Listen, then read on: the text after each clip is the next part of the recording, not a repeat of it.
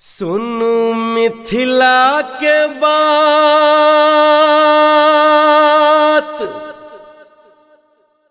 करी मिथिला के गान।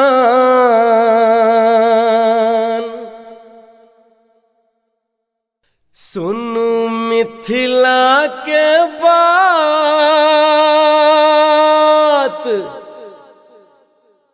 करी मिथिला के गान।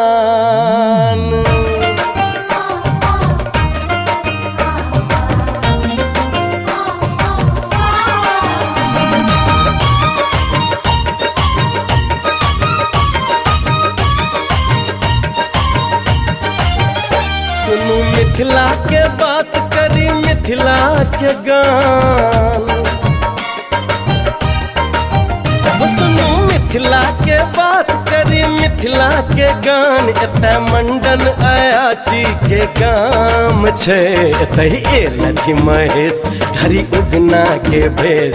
अपन मिथिला के गाथा महान छे, एतय एलथि महेश धरी उगना के भेष। अपन मिथिला के गाथा महान छे। सुनु मिथिला के बात करी मिथिला के गान। एतय मंडन अयाची के गाम छे, एतय एलथि महेश धरी उगना के भेष। अपन मिथिला के गाथा महान छे, एतय एलथि महेश धरी उगना के भेष। अपन मिथिला के गाथा महान छे।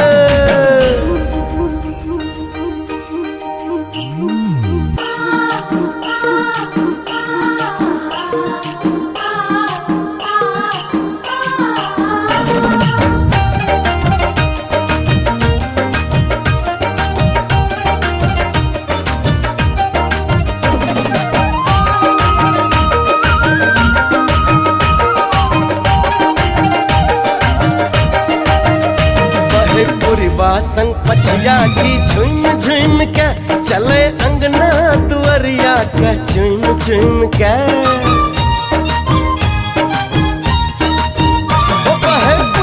संग पछिया की झुम झुम के चले अंगना दुआरिया के झुम झुम के।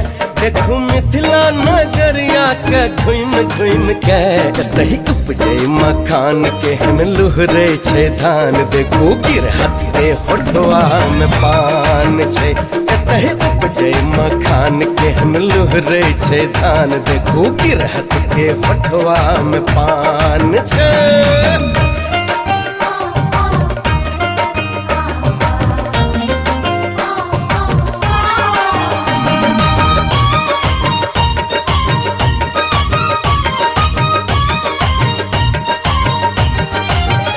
सुनु भक्ति सौ भरल विद्यापति के गीत। यह उगना महादेव के लगे छैन नीक। सुनु भक्ति सौ भरल विद्यापति के गीत। यह उगना महादेव के लगे छैन नीक। लगे मिथिला अपन ई कैलाशक प्रतीक छियै। बिस्फी ई गाम कुछु उगना के नाम। देखू उगनहिले पीसल ई भांग छै, छियै बिस्फी ई गाम कुछु उगना के नाम। देखू उगनहिले पीसल ई भांग छै।